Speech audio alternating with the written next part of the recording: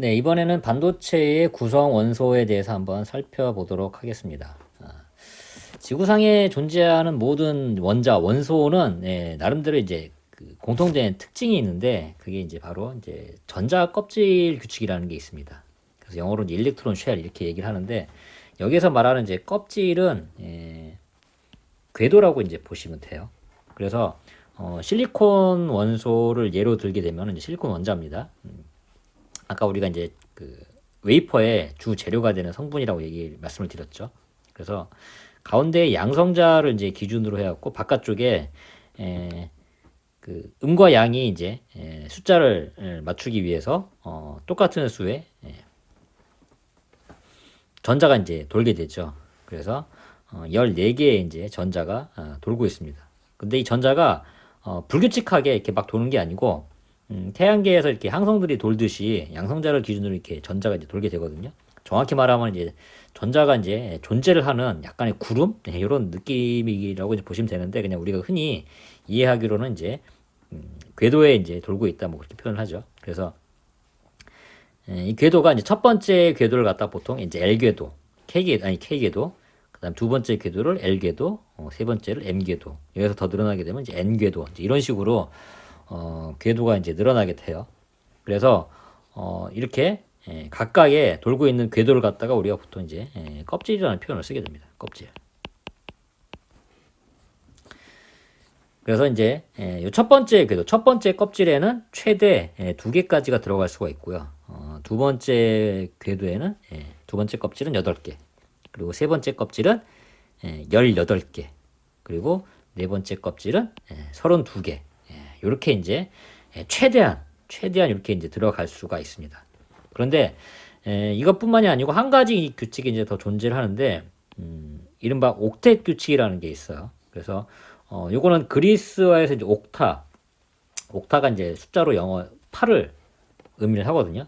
그래서 숫자 8과 관련된 규칙 하나가 더 있는데 그건 뭐냐 그러면은 최외곽에 있는 전자 껍질이 완전히 채워지거나 또는 8개일 때 최외곽에 있는 게 8개일 때 가장 안정하다. 이게 이제 옥텟 규칙입니다. 많은 분들이 최외곽이라고 하니까 최외곽, 우리가 이제 도심 외곽 이렇게 표현할 때 그 외곽을 아시는데 최외곽이 아닙니다. 네. 최외곽이에요. 여기에서의 각은 뭐 피부라든가 껍질 이런 거를 의미를 해요. 그래서 가장 바깥쪽에 있는 껍질을 갖다가 이제 보통 최외각이라고 얘기를 합니다. 그래서 이 껍질에 전자가 8개가 채워지면 가장 안정하다. 이제 그런 의미가 되겠습니다. 그런데 실리콘 같은 경우는 최외각이 몇 개죠? 네. 여기 2개. 그 다음에 L궤도에 8개. 하나, 둘, 셋, 넷, 다섯, 여섯, 일곱, 여덟. 8개고요. 그 다음에 나머지 이 2개 합치면 10개죠. 나머지 이제 4개의 전자가 가장 바깥쪽에 최외곽을 차지하는 그 전자가 이제 되겠습니다. 그래서 옥텟 규칙을 이제 따라야 되거든요. 그래야 이제 가장 안정해지기 때문에. 그래서 원래 갖고 있는 실리콘의 전자는 스스로는 4개밖에 없어요. 하나, 둘, 셋, 넷, 네. 이렇게 4개밖에 없는데 여기에서 부족한 8개를 채우기 위해서 부족한 전자를 옆에 있는 동료 실리콘 원자들하고 전자를 공유를 하는 거예요. 공유, 쉐어. 그래서 이 위쪽에 있는 전자를 하나 공유를 하고 왼쪽에 있는 친구하고 하나, 오른쪽에 있는 친구하고 하나, 아래쪽에 있는 친구하고 하나, 이런 식으로 해서 자기 자신은 4개지만 주변에 동료들과 전자를 공유를 함으로써 스스로는 결국 8개 형태. 그래서 이 형태가 이제 가장 안정적인 형태고요. 안정적인 형태라는 것은 사실은 전자라든가 이런 이동이 거의 없다는 거거든요. 그래서 전자 이동이 없으면 어떻게 되죠? 결론적으로는 전기가 안 통하죠. 전기 흐르질 않아요. 그래서 실리콘은 부도체입니다. 부도체. 제가 주성분이 모래라고 얘기했잖아요. 모래가 전기가 통하나요? 안 통하죠. 돌이에요, 돌. 그래서 이런 형태로 이제 존재를 하고요. 그런데 여기에다가 중간중간에 구멍이라든가 잉여 전자를 넣어주게 되면, 그래서 사용을 하는 아까 이전 시간에도 말씀드렸습니다만 이제 불순물. 순수한 실리콘은 전기가 안 통하잖아요. 그래서 전기가 통할 수 있는 특정 상황으로 만들어주기 위해서 이제 불순물을 넣어주는데, 그 중에 하나가 이제 이 3족 원소라는 게 있습니다. 이 3족 원소는 최외곽의 전자가 3개인 원소. 이걸 갖다 이제 보통 3족 원소라고 얘기를 해요. 그래서 대표적인 게 이제 붕소. 그래서 전자가 이제 보통 K 궤도에 2개. 그 다음에 L 궤도에는 보통 몇 개가 있어야 가장 안정적이죠? 네.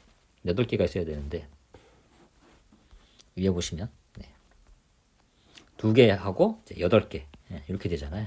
그런데 저 8개가 다 못 채워져 가지고 8개 대신에 이제 3개만 채워진 그런 형태가 이제 됩니다. 그래서 당연히 전자가 이제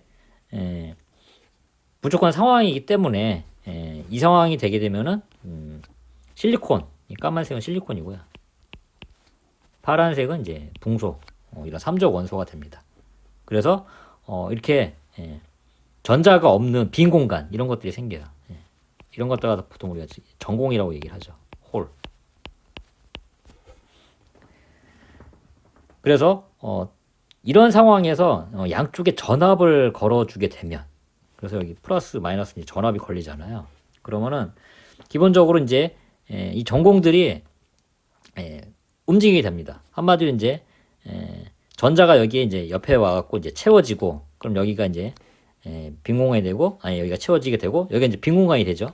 그럼 이 빈 공간을 채우기 위해서 또 옆에서 또 전자가 이제 이동을 하게 되죠. 그럼 여기가 또 빈 공간이 되고, 그래서 결론적으로는 빈 공간이 생기면서 전공이 플러스에서 마이너스 쪽으로 이동을 하는 것처럼 보입니다. 그러면서 이게 소위 말해서 전기를 운반을 하는 캐리어의 역할을 이제 하게 되는 거죠. 네. 그리고 상대적으로 전자의 개수보다 이제 전공의 개수가 많기 때문에, 전공은 기본적으로 이제 플러스의 성격을 띠고 전자가 이제 마이너스의 성격을 띠잖아요. 그래서 음의 개수보다 양의 개수가 더 많기 때문에 전반적으로 플러스 포지티브의 이제 성격을 띈다고 그래서 이런 이제 형태의 반도체를 갖다가 우리가 포지티브 타입 P형 반도체라고 이제 부르게 됩니다. 네. 자, 그럼 반대로 최외곽의 전자가 5개인 경우를 볼까요? 여기 5족 원소 같은 경우는 최외곽의 전자가 5개인 원소를 갖다가 보통 이제 5족 원소라고 얘기를 하게 됩니다. 그래서 대표적인 게 이제 인 같은 경우죠. 그럼 인 같은 경우는 이제 전자 껍질의 이제 옥텟 규칙이 어떻게 이제 배열이 될까요? 2개, 8개, 5개. 그래서 남는 전자가 이제 5개가 되는 거죠. K 궤도에 이제 2개가 있고, L 궤도에 이제 8개가 있고, M 궤도에 이제 5개가 있는 거예요. 자, 그래서 원래는 여기에도 이 5개가 이제 8개가 채워져야 이제 가장 안정적이긴 한데, 이게 다 못 채워졌잖아요. 그래서 실리콘처럼 공유 결합을 이제 할 수도 없고, 그래서 여기서 보면은 실리콘이 있고요. 빨간색 같은 경우가, 여기 같은 경우는 이제 비소의 예인데, 뭐 비소든지 뭐 아니면은 그 인이라든지 뭐 이렇게 도 상관은 없어요. 포스포러스. 그래서 사실은 이제 비소 같은 경우도 2개, 8개, 18개, 그러면 38개죠.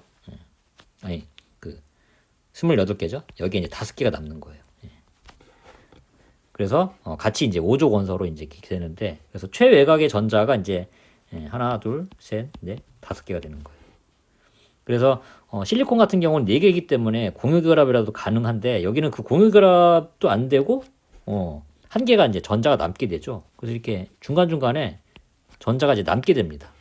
자, 여기에도 이제 이 상황에서 이제 똑같이 이제 전압을 걸어주게 되죠. 이제 플러스하고 이제 마이너스로 이제 하게 되면. 근데 보통 전자는 마이너스 쪽에서 나와가지고 이제 플러스 쪽으로 가기 때문에 여기에서 이제 전자가 계속 나와가지고 여기를 하나를 이제 채우게 되면 여기서 밀려나죠. 전자가. 그럼 또 옆자리로 가게 되고, 그럼 또 옆자리로 가게 되고, 이런 식으로 전자가 이동을 하면서 우리가 소위 말하는 이제 전류가 흐르게 되죠. 네. 그래서 전반적으로 전자의 개수하고 전공의 개수를 봤을 때 전자의 개수가 이제 훨씬 더 많기 때문에, 그러면은 양의 개수보다 음의 개수가 더 많아가지고 전반적으로 이 반도체의 성격은 음성을 이제 띄게 되죠.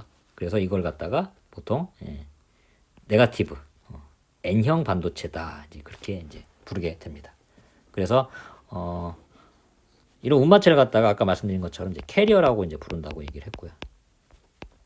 그래서 그 캐리어가 양의 성질이냐, 음의 성질이냐. 그래서 양의 성질이면 뭐죠? 전공. 그리고 음의 성질이면 전자. 그리고 하나가 이제 부족하게 되니까 여기는 3족 원소. 그리고 이쪽은 5족 원소. 이런 특징에 따라서 이 3족이 대표적으로 이제 P형 반도체. 그리고 이 5족이 N형 반도체. 이렇게 정리가 된다고 보시면 되겠습니다.